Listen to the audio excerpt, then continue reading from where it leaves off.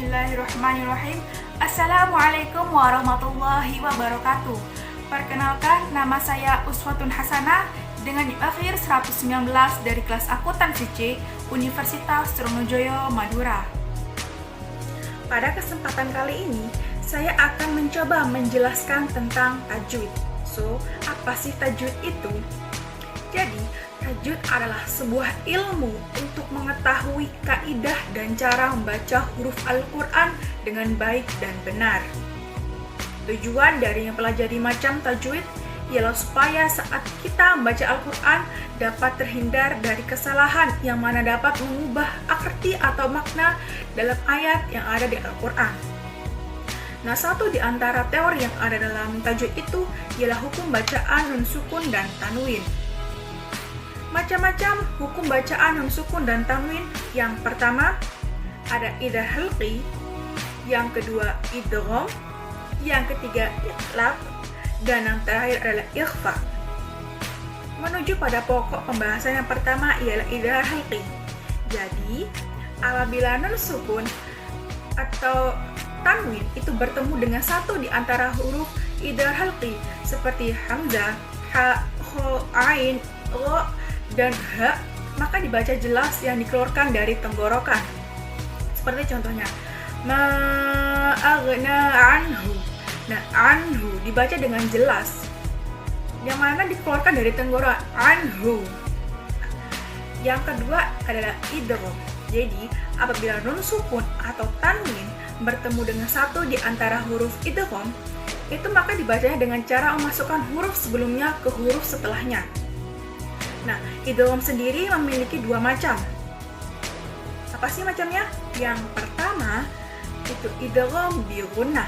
Jadi, apabila nun sukun atau tanwin bertemu dengan huruf ya, nun, mim, dan waw, itu disebut dengan idgham bi gunnah.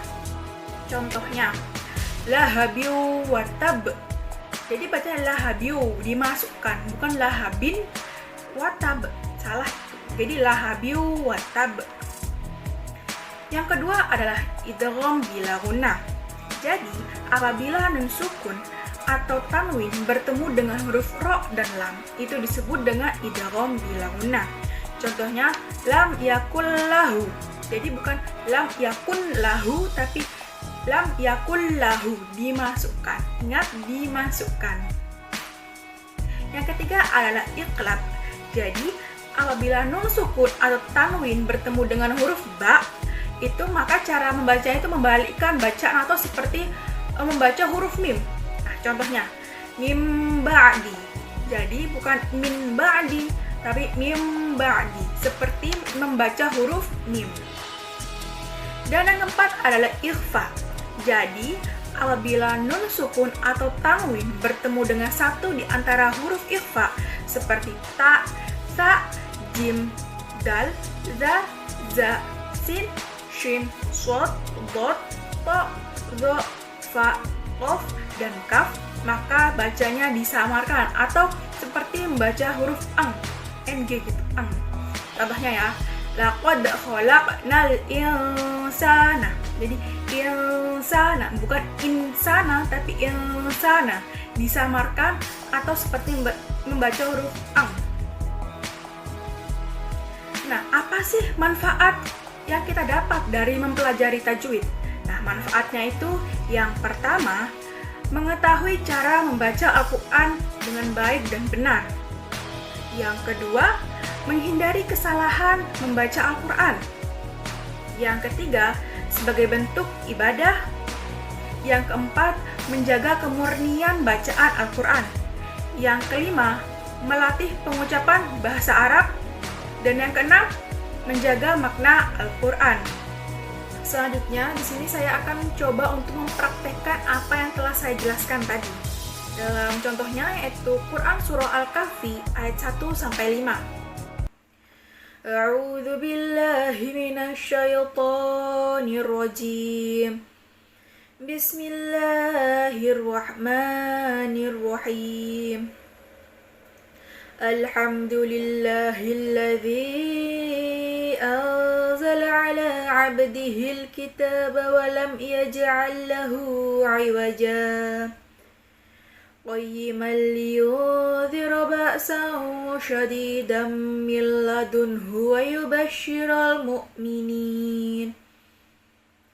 ويبشر المؤمنين الذين يعملون الصالحات أن لهم أجرا حسنا ماكثين فيه أبدا وينذر الذين قالوا اتخذ الله ولدا ما لهم به من علم ولا لآبائهم كبرت كلمة تخرج من أفواههم إن يقولون إلا كذبا Sadaqallahul azim. Selanjutnya kita bahas satu persatu hukum bacaan nun sukun dan tanwin dalam Quran surah Al-Kahfi ayat 1-5.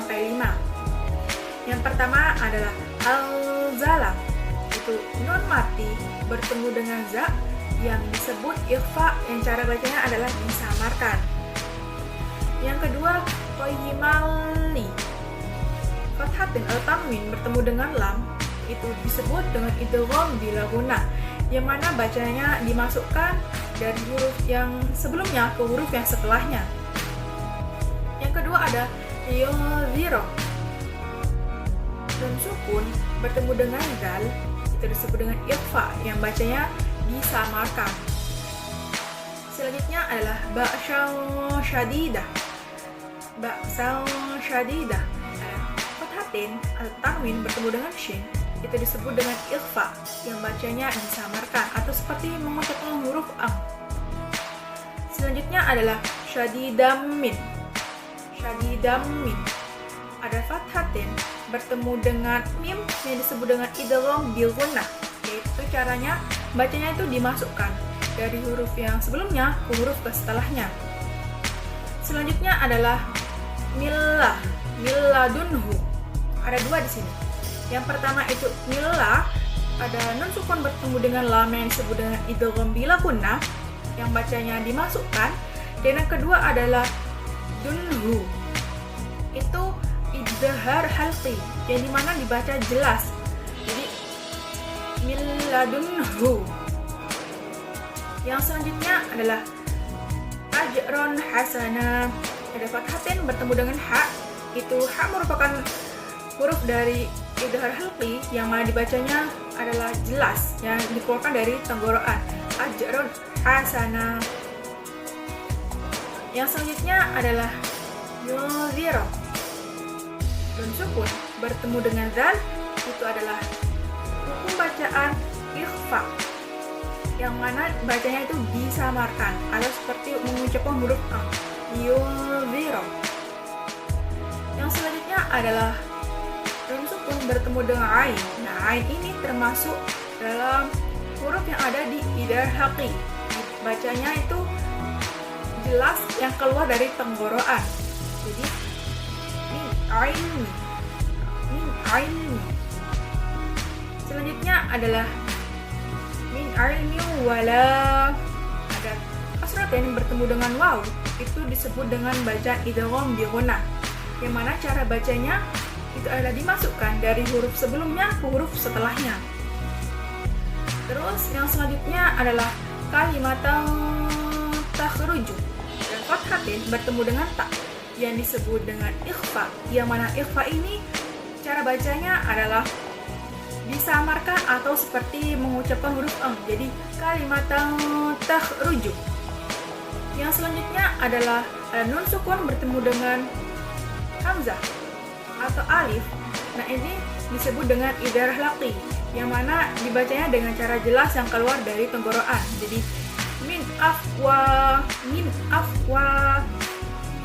Yang selanjutnya adalah iyaquluna. Nah, itu nun mati bertemu dengan ya atau nun sukun bertemu dengan ya disebut dengan idgham bi gunnah, yang mana cara bacanya itu dimasukkan dari huruf yang satu ke huruf yang setelahnya.